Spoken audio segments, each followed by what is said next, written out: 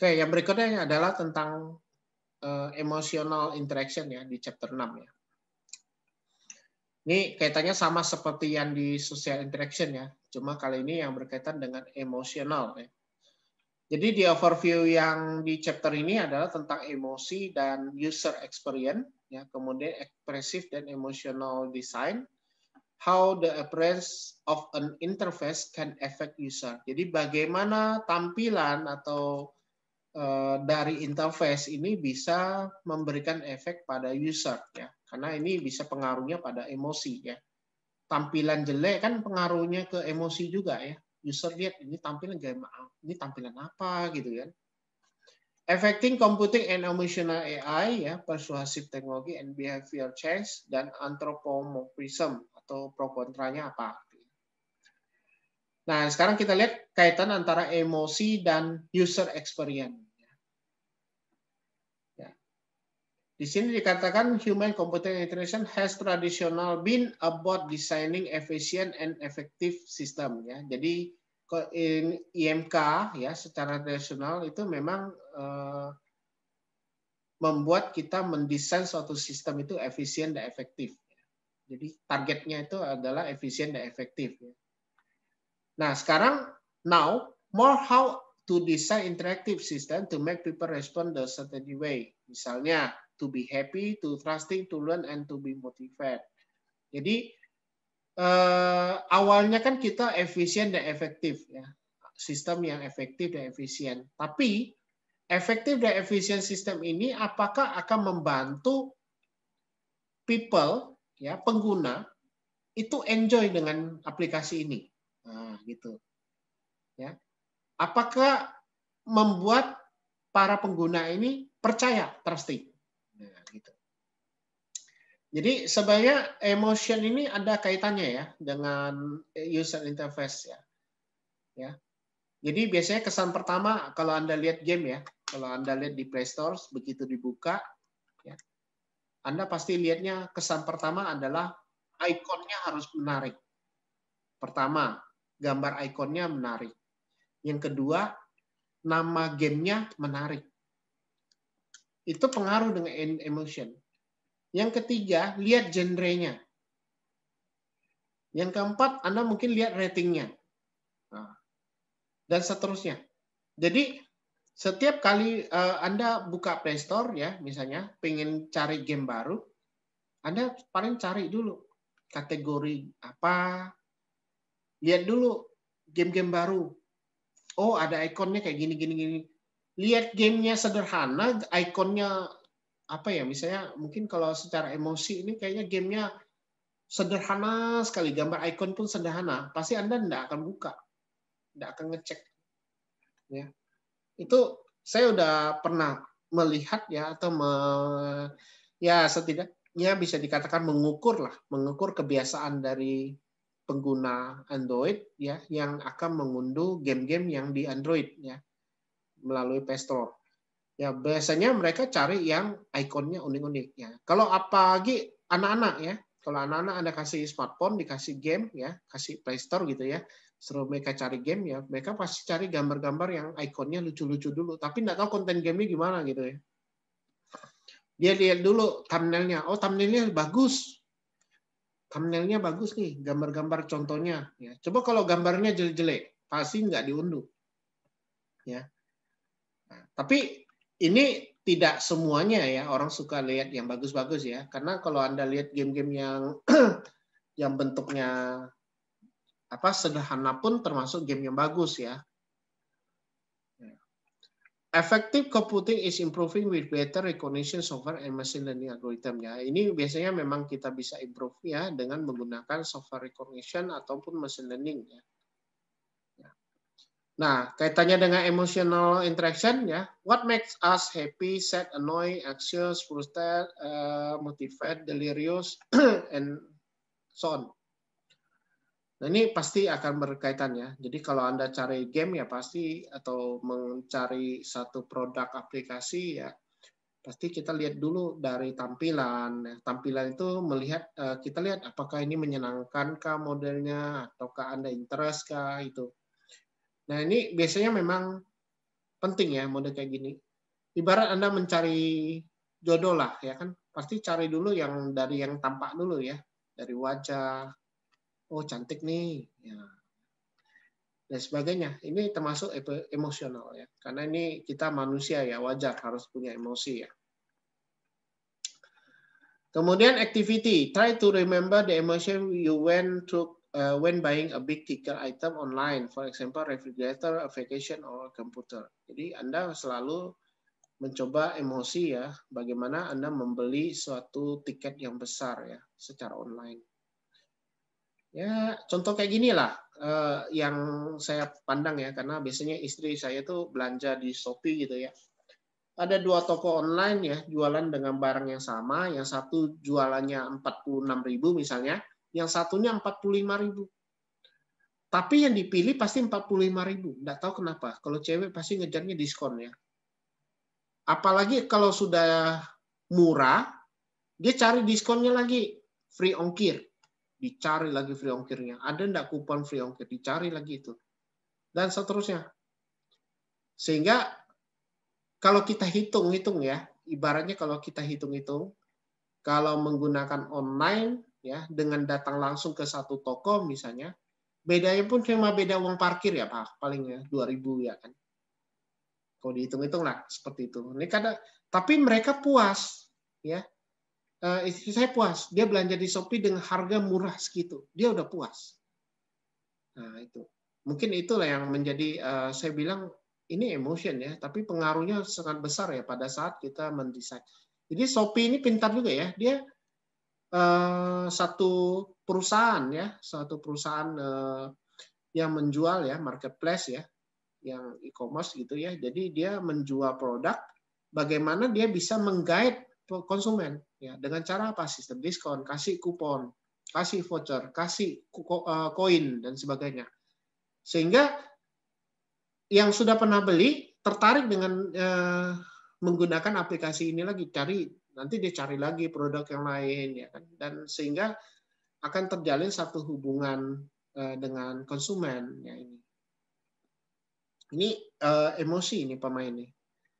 Ya, saya rasa Anda juga pasti merasa emosi Anda terpancing ya pada saat kita melihat produk-produk yang murah gitu ya. Nah, nih. Why has the simple way to obtaining visitor feedback been so effective? Nah, di sini mana lebih enak kalau Anda menjawab kuesioner yang panjang dalam bentuk kertas, kasih pen gitu, atau Anda hanya lihat ini ada satu pertanyaan, tinggal Anda tekan aja tombolnya. Puas, tidak puas, sangat tidak puas, ya dan sebagainya. Jadi ada 4 warna nih ikonnya.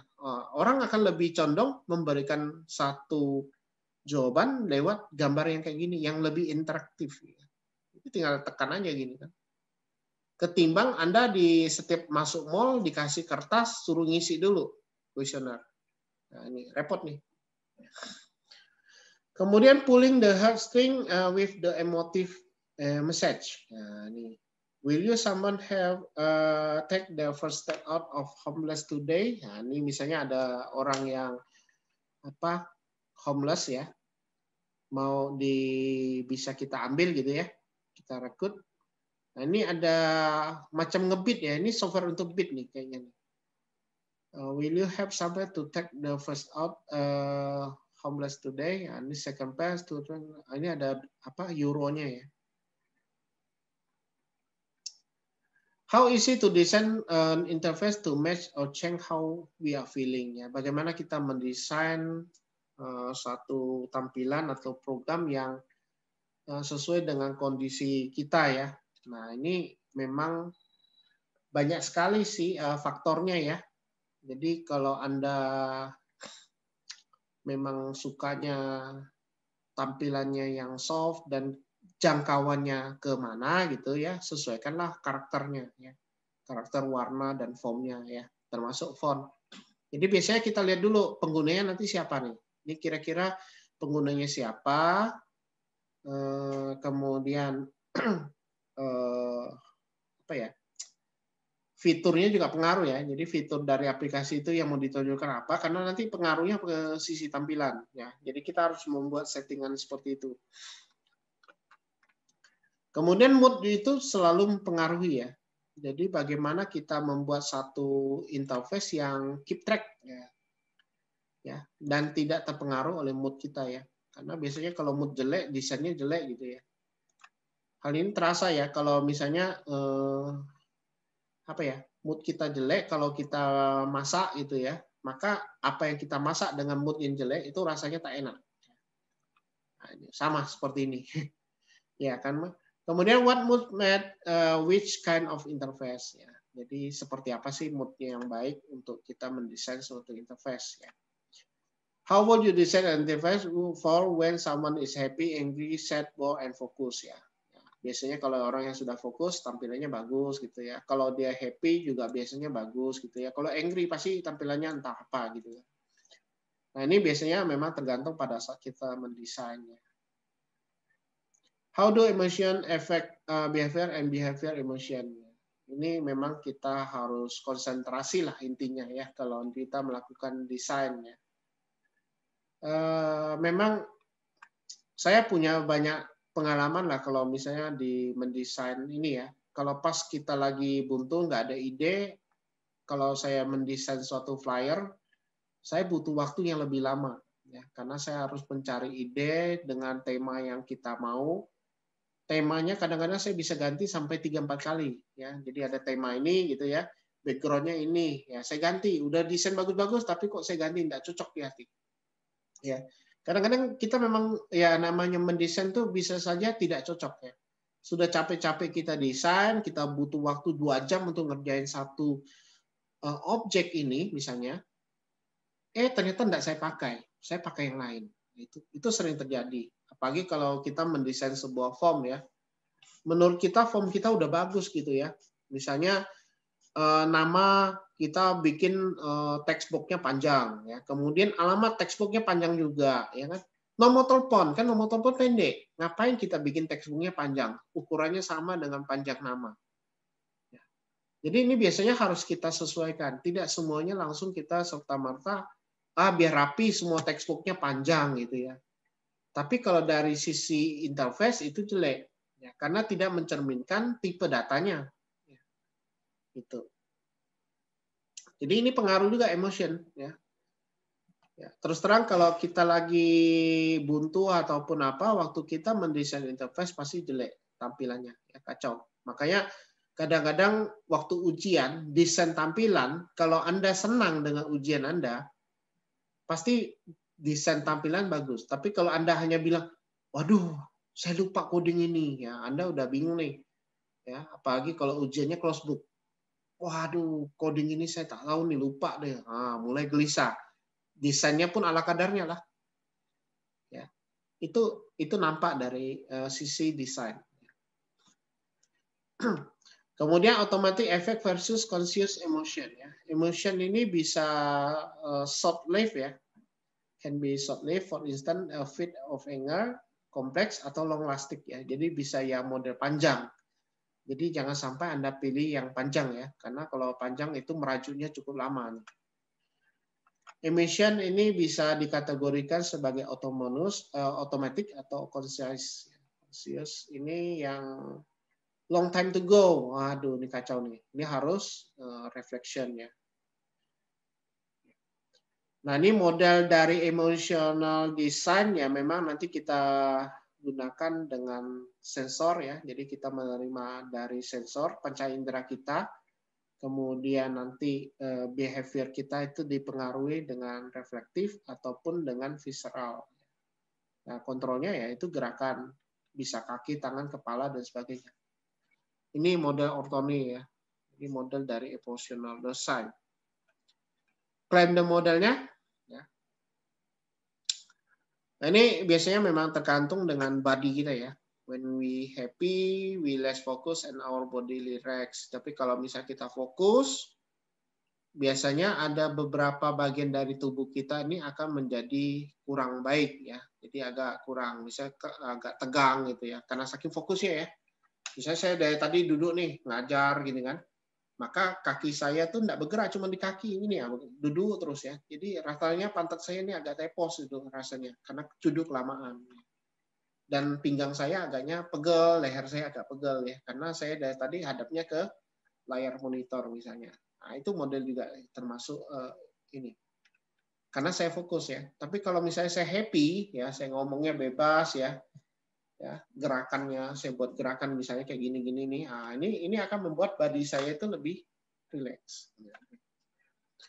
Kemudian bagaimana Anda mendesain ini ke dalam level ya, level in mind ya. Bisa model visceral design di mana membuat produk kita itu bisa bagus, feel and sound good. Kemudian kalau behavior ini terkait dengan use, penggunaan. Jadi lebih gampang dipakai. Jadi bikin produk itu ya harus bermain di ini ya. Bagaimana produk itu bisa kelihatan baik ya, kemudian bisa digunakan dan punya nilai ya, personal value of product. Ini reflective design. Jadi 3 level ini ya harus kita gunakan pada saat kita menerapkan emotional design di interaction design. Jadi model ini sih intinya sih di 3 model ini. Reflective, behavior, dan visual. Contoh nih, analyzing a smartwatch design using the model. Jadi smartwatch ini sudah satu tren teknologi yang baru ya, di mana sekarang jam itu sudah bisa kita pakai dimanapun gitu ya. Nah ini bisa kita desain secara reflektif level, bisa kita visceral, dan bisa juga kita secara behavior. Nah ini affordance-nya of use at the behavior level. Kalau kita lihat dari tampilan kayak gini, warna nih, ini pengaruhnya cukup ini ya. Kalau bagi saya nih dari sisi warna agak sulit untuk kita lihat ya, karena warnanya terlalu mencolok ya. Ini bisa, tapi kalau kita lihat tampilan warna ini kan mencolok ya. Justru mencolok ini bisa orang interest ya, attention, karena jadi pusat perhatian. Jadi kalau misalnya saya ada jam-jam warna hitam, jam warna perak, jam warna hitam lagi, jam warna hitam, satu warnanya kayak gini. Pasti mata kita tertuju sama warna yang warna-warni ini kan. Bisa bayangkan kan kalau misalnya di jalan ketemu satu mobil, biasanya kan kita lihat mobil warna biru, warna merah, warna putih, warna hitam, warna abu-abu gitu ya. Tapi saya ada satu mobil, saya cat warna-warni. Jadi merah, kuning, hijau. 3 warna sekaligus. Ya, belang-belang. Lewat di jalan. Akan menjadi apa? Menjadi pusat perhatian. Seperti inilah dia. Nah, itu kita akan namakan dengan visceral level. Ya. Cuma kalau di sisi penggunaan ini agak sulit ya, karena ini kalau warnanya agak kurang ini ya. Kemudian untuk expressive interface, bagaimana sih kita kaitkan dengan interface ya? Ya kalau kita lihat di sini, yang menjadi hal inti dari expressive interface itu adalah penggunaan warna, icon, sound, graphical element, and animation. Jadi biar lebih baik memang ada look and feel-nya gitu loh. Ini yang boleh saya highlight ya. Ini yang saya highlight. Color, icon, sound, graphical element, and animation are used to make the look and feel. Ini paling penting. Kenapa? Karena dengan adanya ini, maka feedback-nya akan bisa fun. Nah, gitu. Provide reassuring feedback can be both informative and fun. Jadi memang kalau adanya animasi kah atau tampilan ya bisa kayak gini kan enak nih kita lihat nih. Maka feedback saya bilang, oh WPS Office ini lumayan lah bagus gitu. In turn, this can affect the usability of interface. Jadi lebih banyak yang seperti ini yang bisa kita gunakan. Kemudian appraise dari suatu interface. Ya. Mana lebih Anda interest? Apakah interface yang A ataukah yang model B? Ya, waktu zaman dulu tahun 80 ya. Ini adalah untuk emotional icon ya, untuk rebooting or crash komputer. Ya. Kalau yang sekarang itu sudah model beach ball misalnya. Kan keren ya. Mana lebih keren? Nah, ini yang baru ya. Karena warna yang mencolok yang seperti ini orang lebih interest. Kalau ini orang penasaran ini gambar apa gitu. Tapi kalau zaman dulu ini adalah untuk ribut. Ya. Kemudian the design of thermostat. Nah, mana lebih enak? Anda lihat thermostat yang ini ataukah thermostat yang ini? Ya. Kalau mengikuti tren sekarang, Anda lebih condong yang model ini karena dia lebih simple. Ya, kalau ini ya kalau zaman dulu ini udah heboh nih, udah paling bagus gitu ya. Tapi kalau sekarang kita lihat ini memang agak susah ya. Tapi ini utilitasnya banyak. Kalau ini utilitasnya mungkin hanya sedikit ya, tapi tidak tahu apakah fiturnya lengkap tidak seperti ini. Kalau ini kan ada tombol-tombolnya. Berarti kan kalau kita lihat ini lebih banyak ke utilitas. Ya, kalau ini mungkin lebih banyak ke hanya information aja tampilan. Ini contoh desain dari thermostat ya. Kemudian ada juga yang annoying interface ya. Jadi ini banyak sih yang kaitannya ke annoying ya, yang apa ibaratnya membosankan dan sebagainya ya. Ini for example at home with Bob software. Nah, ini saya sih belum pernah coba nih software ini at home with Bob software atau 3D metaphor based on familiar place for instance and living room.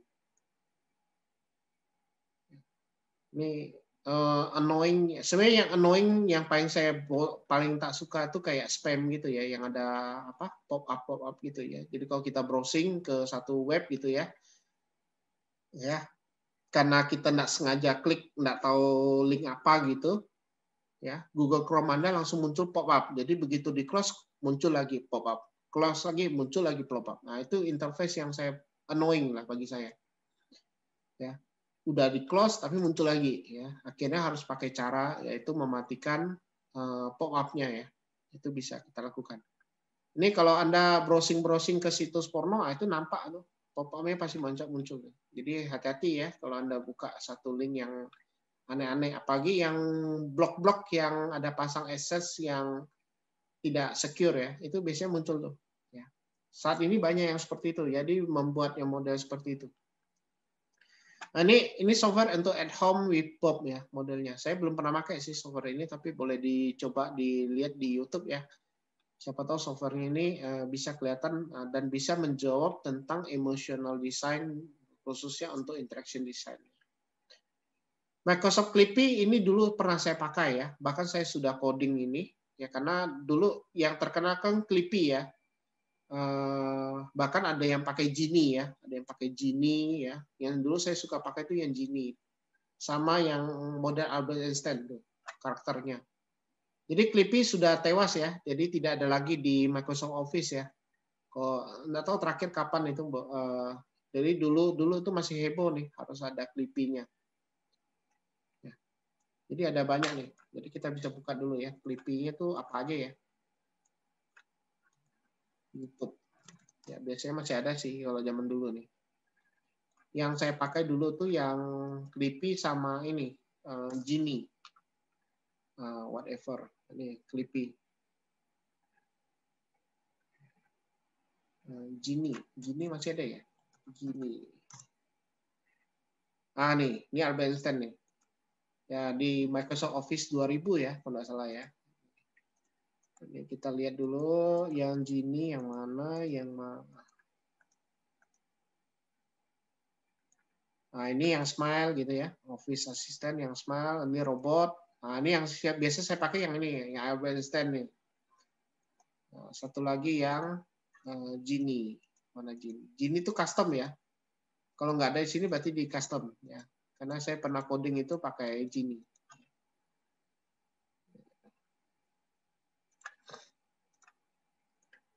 Oke, kemudian ini ada yang software namanya Virtual Agent. Aneh. Ini Virtual Agent. Ini bisa juga dipakai ya. Cuma annoying ya kata orang ya. Ya, ini tapi enggak tahu lah, bagi saya sih enggak annoying ya karena ini biasa penting juga dipakai.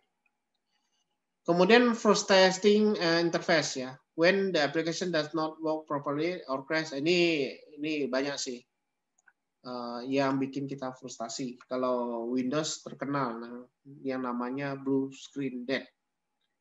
Jadi kalau misalnya ada masalah dengan sistem tiba-tiba blue screen. Nah, itu waktu zaman-zamannya Windows lama lah ya.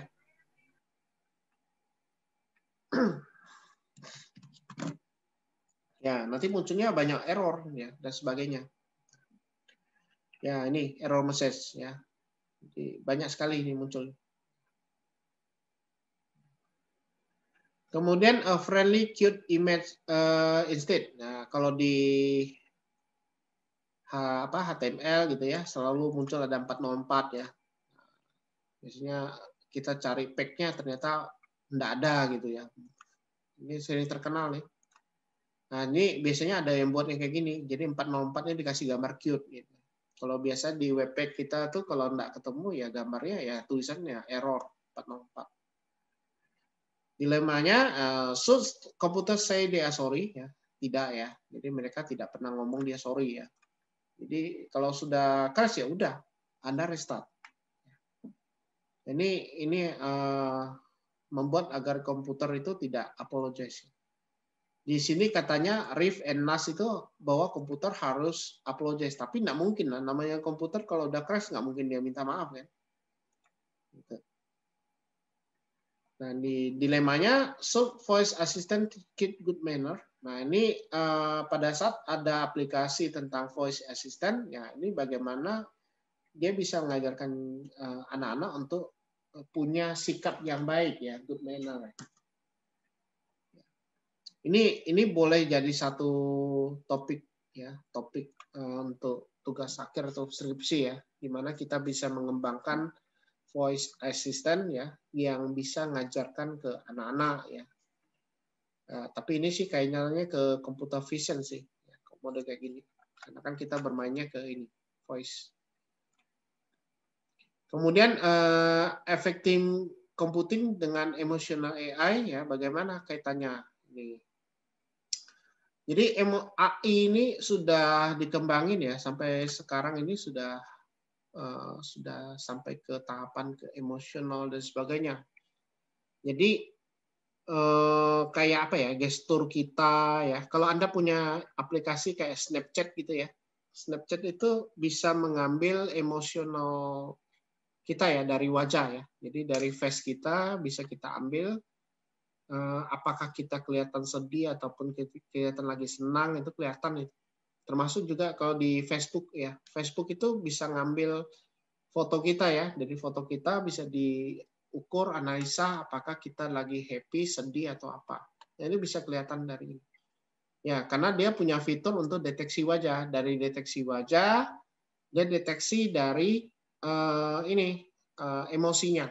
Ya, dari wajah kita kan punya emosi ya. Kenapa? Dilihat dari mata, hidung, dan mulut. Jadi 3 fitur utama di wajah, mata, hidung, dan mulut itu bisa mencirikan ekspresi seseorang. Ya. Ini penting nih di sini. Kemudian teknik yang dipakai adalah bagaimana kita menggunakan kamera untuk mengukur facial expression ya, dari wajah, ekspresi wajah. Kemudian bisa kita gunakan biosensor yang dipakai untuk di finger atau di telapak tangan ya. Jadi di jari ataupun di telapak tangan ya itu bisa kita pakai untuk ini mendapatkan data GSR. Kemudian effective expression in speech ya. For example, intonasi, pitch, and loudness ya. Dulu saya pernah bikin satu aplikasi untuk membedakan suara laki-laki dan suara perempuan ya, tapi itu menggunakan jaringan saraf tiruan dengan optimasi Levenberg-Marquardt. Jadi konsepnya sederhana. Jadi saya tinggal merekam teman satu kelas ya. Kebetulan teman satu kelas tuh anggap aja saya ambil sampel 10 orang ya. Satu orang itu saya rekam 4 suara ya. Jadi 4 maksudnya dengan kata yang sama ya kita rekam sebanyak 4 kali gitu ya atau 5 kali gitu ya. Misalnya kalimat pengolahan citra digital atau misalnya computer vision. Dia hanya ngomong computer vision tapi saya rekam sebanyak 4 kali atau 5 kali. Nah, itu kita rekam semua. Nah, dari situ saya bisa mengekstrak dari suara-suara laki-laki dan perempuan tadi, teman-teman saya itu, kemudian nanti dilatih sehingga bisa tergambarkan klasifikasinya, mana suara laki-laki, mana suara perempuan. Jadi kalau ada suara yang baru, ya, walaupun kalimatnya itu beda, ya, dia bisa tahu nih ini siapa yang ngomong gitu.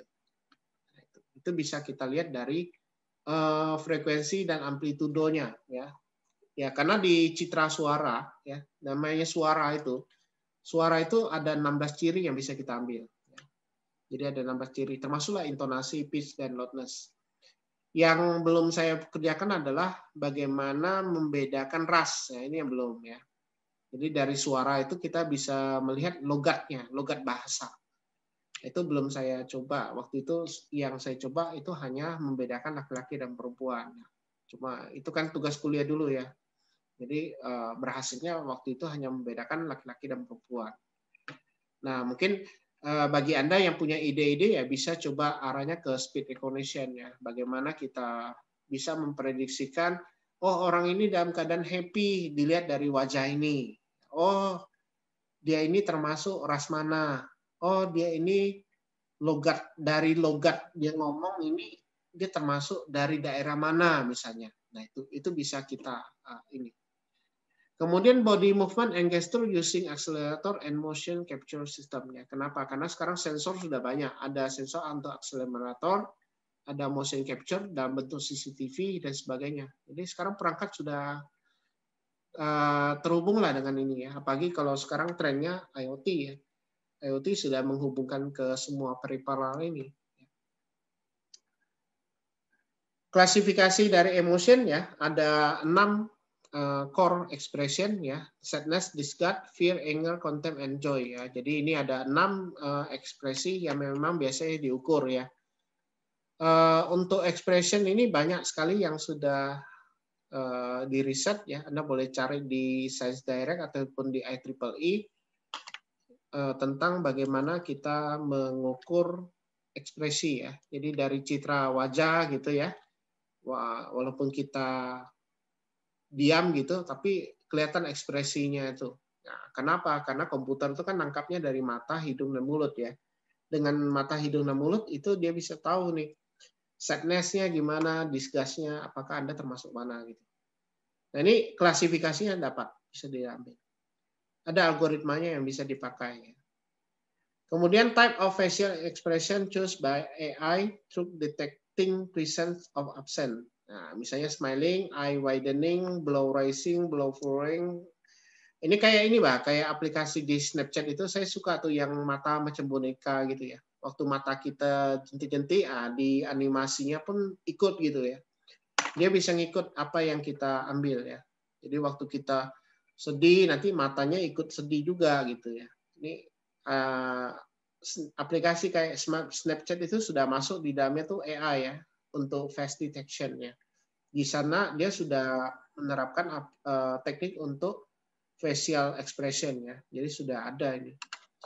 Makanya sekarang aplikasi sudah canggih-canggih. Pikirnya ini computer vision apa sih? Nah, itu. Contohnya kayak di aplikasi TikTok ya, ada ya yang kasih filter-filter ya. Kan Anda suka yang ada filter-filter ya. Itu semuanya pakai AI ya. Sudah ada teknologinya. Nah, facial coding using Avdek software. Ini menggunakan software ya, Avdek. Kemudian how is emotional data use ya? If user scroll up the device when pop up feel disgust. Ya, ini pengen suka nih. Paling kita tidak suka nih kalau ada muncul pop up ya. Ini kebetulan saya nggak browsing ya. Tapi kalau misalnya saya browsing ke satu website gitu ya, nggak sengaja saya ngeklik gitu, nanti muncul terus pop up. Udah saya klik, muncul lagi, klik lagi, muncul lagi, klik lagi, muncul lagi. Nah, itu sering muncul tuh kode-kode gitu. Ya, siapa tahu di antara Anda ada yang merasakan ya. Ya. Jadi ini banyak sekali model kayak gini ya. Website itu bisa mengadaptasi iklan, ya movie story dan sebagainya ya. Dan seterusnya. Ini emotional data bisa dipakai di sini. Ya. Indirect emotional dissection ya. Ini bisa kita gunakan untuk inferensi ataupun memprediksi behavior dari seseorang ya. Jadi misalnya kita menentukan suitability dari job atau bagaimana mereka ngevote dalam satu pemilihan ya. Nah, itu termasuk juga ya dalam indirect emotional detection. Oke, berikutnya tentang processive technology and behavioral change. Ya, ini tentang kaitannya dengan change people attitude and behavior. Ya. Jadi interactive computing system design. Ya. Jadi satu desain yang interaktif ini akan mengubah attitude dan behavior. Nah, memang perlu banyak teknik yang digunakan untuk mengubah seseorang ya. Jadi ada yang menggunakan cara pop-up, warning message, reminder prompt, personalized message, recommendation, Amazon first one click ya, atau nudging dan seterusnya. Jadi ini adalah beberapa teknik yang memang dipakai. Ya. Kalau di e-business ya, kalau misalnya di e-commerce itu biasanya di model pop-up ya. Kalau di Shopee itu nanti muncul pop-up, ada Shopee tanam gitu ya. Kalau di Tokopedia itu ada yang apa? Kotak bazar yang bisa diklik gitu ya. Kadang di Shopee juga ada telur ya. Nah, telur. Nah, itu pop up juga tuh. Ya. Malah sekarang yang JDID ikut-ikutan kayak Shopee sama Tokopedia, dia muncul juga pop up ya. Nah, itu sering tuh. Sekarang udah semua aplikasi saling ikut, saling memimik ya. Mimik itu mencontoh atau meniru yang lain gitu ya. Ya. Atau juga bisa menggunakan kayak mode warning message ya, itu juga bisa dipakai untuk apa ya, untuk interaktif ya orang bilang tuh. Reminder juga bisa ya, prompt ya dan sebagainya. Nah ini ada Nintendo Pocket Pikachu ya.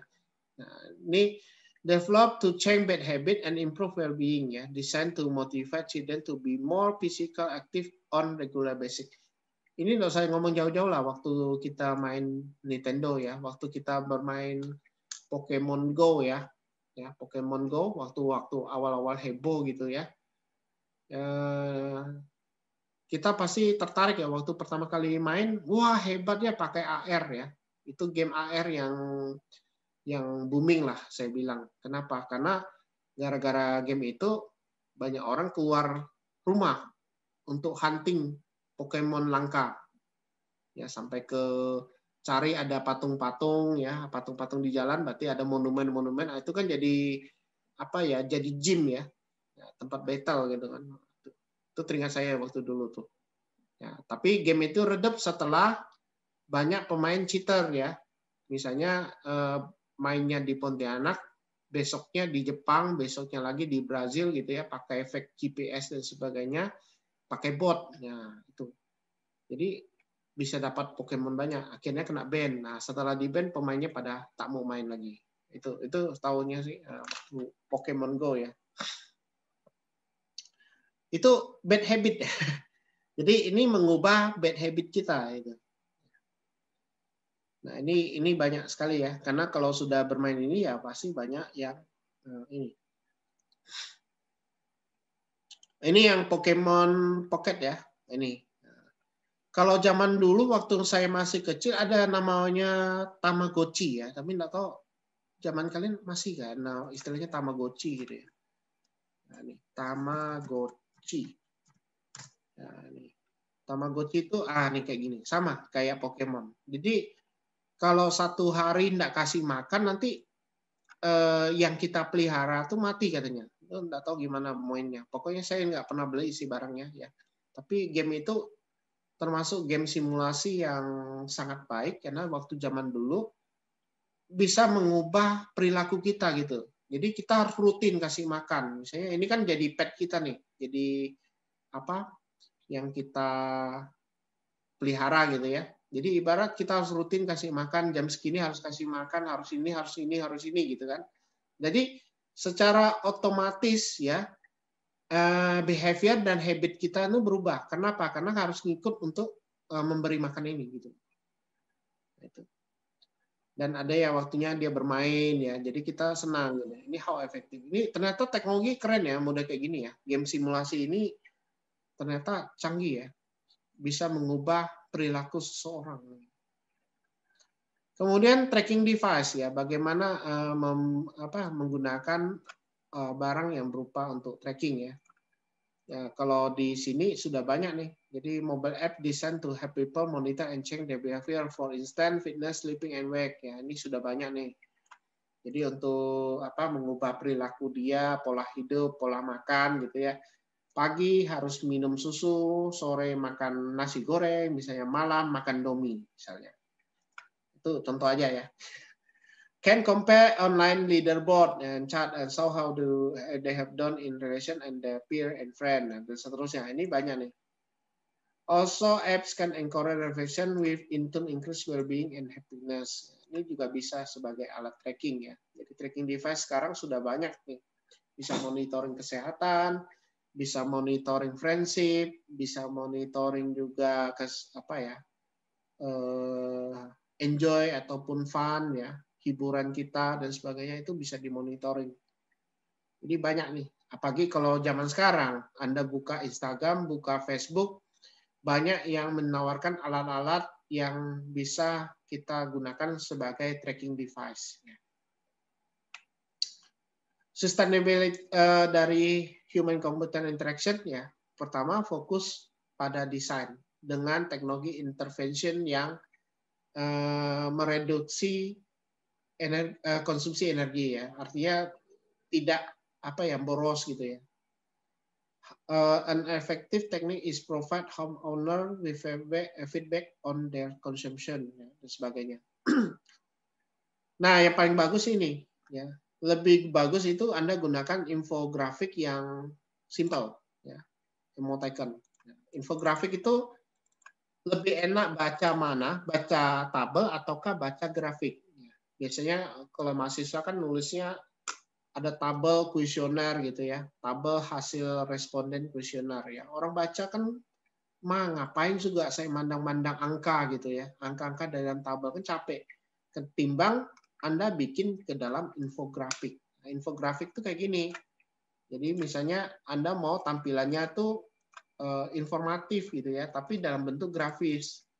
Nah, kalau kayak gini kan namanya infografik. Misalnya ini infografik. Misalnya ini infografik. Atau misalnya ini infografik juga. Jadi dalam bentuk gambar-gambar tapi ada angkanya, tapi orang baca tuh lebih gampang lihat. Ini namanya infografik. Kemudian tidy streak project. Ya, ini bagaimana kita memvisualisasi skala besar dari sebuah penggunaan electricity ya. Ini contohnya nih, ini di foto. Ini model panorama ya. Dia ngambil fotonya model panorama. Kemudian phishing scam. Nah, ini sering terjadi nih phishing scam. Jadi phishing itu ibarat web pancingan ya. Web pancingan. Orang bilang tuh web untuk umpan. Ini kata dasarnya itu dari fish ya. Jadi fish. Jadi phishing ini adalah kata serapan dari fishing. Fishing itu memancing. Jadi saya bisa buat satu phishing ya, di mana nanti orang itu mengira web itu adalah web aslinya, tapi tujuannya adalah saya mendapatkan usernya gitu loh. Jadi saya bisa mendapatkan informasi detail dari dari akun yang punya gitu ya. Dulu pernah saya gunakan phishing untuk mendapatkan akun Friendster dan Facebook ya. Kalau sekarang mungkin nggak bisa lagi. Karena sekarang Facebook kan sudah diimprove ya security-nya ya.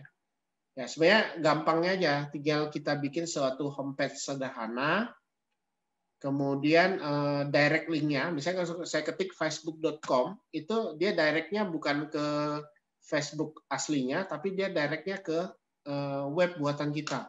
Gitu. Jadi begitu kita klik login, ya, begitu dapat username dan password, Nah, login itu baru merefer ke web yang asli. Nah, gitu. Jadi saya secara tidak langsung pengguna itu nanti akan datanya itu akan dikirimkan ke yang pasang phishing. Jadi yang pasang phishing nanti dapat username dan passwordnya. Gitu. Nah ini bahaya ya, apalagi udah scamming ya, phishing yang scamming di mana bermainnya di kartu kredit ataupun di kartu ATM ya, kartu debit ya. Ini biasanya berbahaya. Nah yang termasuk dalam fraudness itu adalah yang bermain di ini, di bank account ya. Maka Anda mesti hati-hati dalam bertransaksi ya, apalagi yang tidak punya sertifikasi ini ya.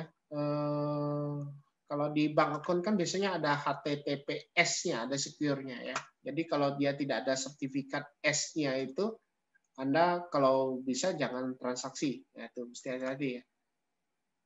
Kemudian ya karena memanfaatkan kelemahan dari manusia ya. Manusia itu kan diiming-imingi oleh diskon gitu ya.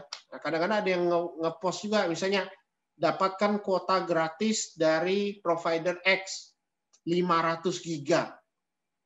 Silakan isi formulir. Nah, itu termasuk scam ya. Ya, termasuk phishing ya. Termasuk juga ini mau dapatkan gem apa diamond di Mobile Legends 500 secara gratis. Silakan Anda daftarkan di sini. Nah, itu mesti hati, itu juga phishing juga bisa. Banyak seperti itu ya, yang mode-mode kayak gini. Jadi ini harus hati-hati dalam mengirimkan data. Apalagi, apakah Anda pengen Samsung Galaxy Lite versi ini terbaru tahun 2020 dengan cara mengisi survei ini? Hanya dengan kata gratis orang udah suka kan. Anda ngisilah data surveinya, data benar. Nah, tapi secara tidak langsung data Anda sudah terkirimkan ke mereka. Ya. Antropomorfisme, nah, ini berkaitan dengan manusia ya. Jadi antropologi itu kehidupan sosial dari manusia ya. Attributing human-like equalities to inanimate object. Ya, jadi for instance car or computer. Ya, ini berkaitan lah dengan human computer interaction ya. Jadi intinya bagaimana kita membuat user experience itu enjoy and motivating atau make people feel easy by reducing anxiety. Ya ini. Nah, kalau Anda lihat dari message yang di sini, mana yang Anda lebih suka? Hello Chris, nice to see you again. Welcome back. Now we are doing last time. Oh yeah, exercise 5. Let's start again. Oke. Atau yang kedua, user 24, comments exercise 5. Lebih enak yang ini kan? Kenapa? Karena ini lebih user friendly, ya lebih manusiawi lah. Kalau ini kan kayaknya maksa gitu ya. Ya kalau ini maksa tapi tidak halus. Which do you prefer? Feedback when user gets something wrong. Now, Chris, that's not right. You can do it. Do then that. Try again. Incorrect. Try again. Lebih enaknya mana? Nengok yang nomor 1 ya. Kemudian evidence to support anthropomorphism ya dari Riff and Nash ya, katanya itu komputer itu apa ya, flat and price user in education software program ya, result in positive impact on user. Jadi memang targetnya adalah untuk positive user ya, positive impact. Your question make an important and useful distinction. Great job. Dengan kalimat kata great job, student itu udah langsung wah dipuji ya. Nah ini salah satu hal yang penting ya, karena manusia itu butuh support. Kalau Anda membuat satu desain project, ada orang mengatakan, wah project Anda bagus, lanjutkan. Anda pasti senang kan? Apalagi kalau cewek nih, duduk aja, ya, dia awalnya dia tidak memperhatikan sesuatu, tiba-tiba ada cowok mengatakan, wah kamu nih cantik, kenapa harus duduk sendirian gitu kan? Merasa kata disanjung cantik, ini jadi satu support. Ini kalau di film-film sih banyak sih mode kayak gini ya. Ibarat dengan kalimat support aja, support ya dalam bentuk sanjungan ataupun pujian ini sudah bisa mensupport ya. Nah, ini. Ya, misalnya kalau untuk feedback ya dia akan setuju langsung. Jadi kayak kalian nih disuruh mengisi kuesioner ya dari SPMI misalnya untuk evaluasi mengajar dosen ya. Nah, kalau misalnya dikasih pujian, jawaban Anda ini akan membuat kita menjadi lebih baik ya. Kemudian yang mengisi dijamin dapat A misalnya. Pasti Anda ngisi semua. Tapi kan itu nggak mungkin ya, karena kan kuliah kan nggak mungkin kalau hanya ngisi kuesioner langsung dapat A, nggak boleh. Nah itu. Tapi kalau misal kalimatnya dibuatnya kayak gitu, pasti Anda suka tuh. Yakin tuh, 100%. Robot like or Kaldi? Kaldi. Ya. Which do you prefer and why? Ini yang model Aibo atau yang model Harpic Creator? Ya, ini yang model Harpic ya. Haptic Creator. Ini modelnya kayak model asli, tapi dia sebenarnya bukan ya. Nah ini Aibo yang model robotik. Ya, mana yang Anda lebih suka? Kalau saya sih lebih suka kayak gini. Kenapa? Karena nanti disangka bukan robot. Ya kan? Kalau secara tidak langsung ini disangka bukan robot. Is it okay for senior to develop an emotional attachment with the robot Zora? Ya misalnya ya, boleh. Ya, jadi sekarang robot sudah punya emosional ya. Jadi sudah banyak yang menggunakan emosional. Oke, ini summary-nya ya. Mungkin cukup untuk materi emosional.